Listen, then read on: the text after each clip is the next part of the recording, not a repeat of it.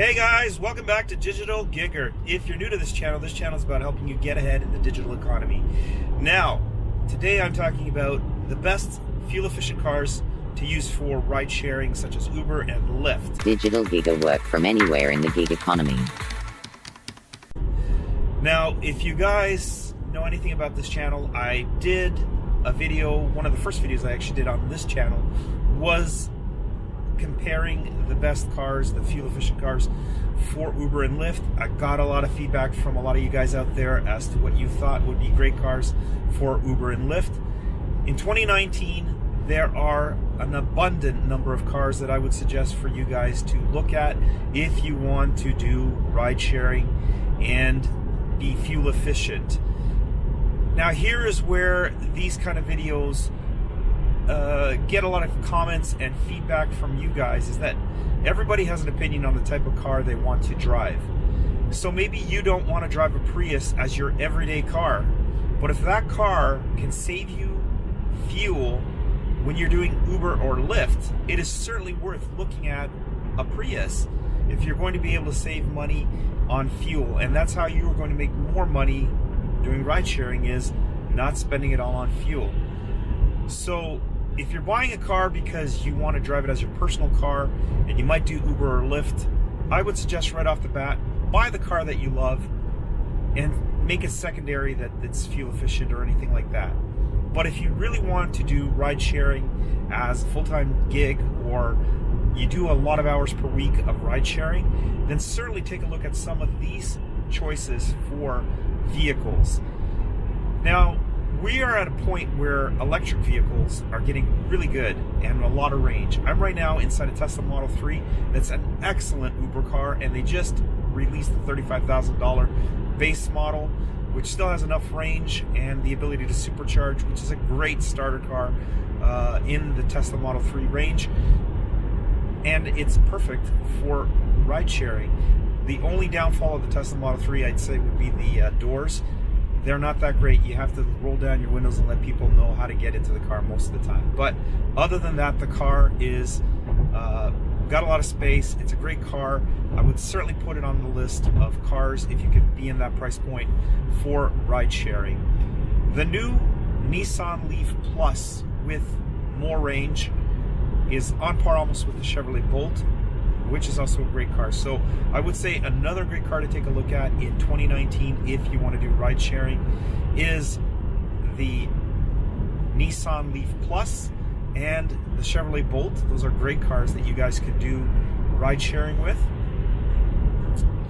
You also have a choice of SUVs or crossovers in the Hyundai Kona and the Niro from Kia.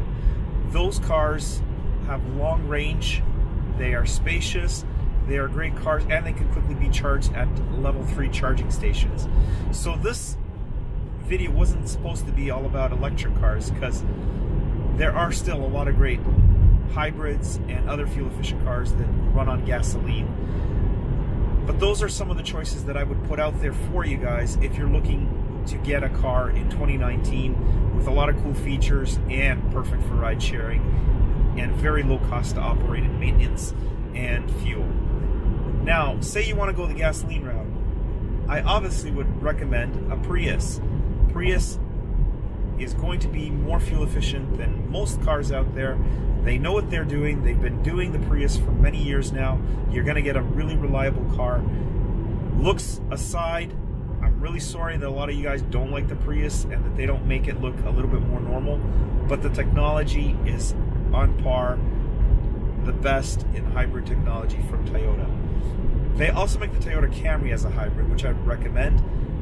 Hyundai has a few hybrid cars, and so does Kia. Now, you want to keep your price point of the vehicle at a price point that you can afford the monthly payments. If you're doing just Uber or Lyft as your main source of income, don't forget that you have to cover the cost of the car in the money that you make. So you don't want to have a huge monthly payment and then not make enough for the payments on your car. So you got to keep that in mind when you pick a car for Uber or Lyft, is that, are you picking a car that you will also be driving as your everyday car? Then you know you're going to be covering some of that money if you have another job you'll be making the payments from your other source of income, and anything you do additionally will be from ride sharing, so you'll cover the cost of leasing or buying that vehicle.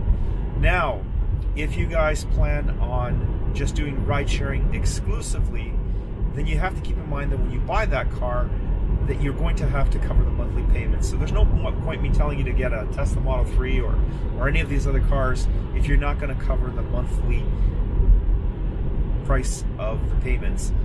So you got to keep that in mind. What I am saying is that if you do ride sharing and you might have some other gigs that you supplement your income with, then look at the car that's the best in class for fuel economy. Keep in mind that electric cars are now taking off. They're very popular. If you have a way to charge it at home and you live in a community that has the ability to charge it at level 3 charging or supercharging for the Tesla, then it makes a perfect car for ride sharing, because you can quickly charge them up while you're grabbing something to eat or whatnot. If you're driving a gasoline car, there are so many choices out there right now that I think you guys should really consider hybrids and plug-in hybrids. There's the Hyundai Clarity, for example, a great car that goes for a certain number of kilometers on fully electric and then kicks into gas, and it's more efficient than a lot of other gasoline cars when it does go into gas.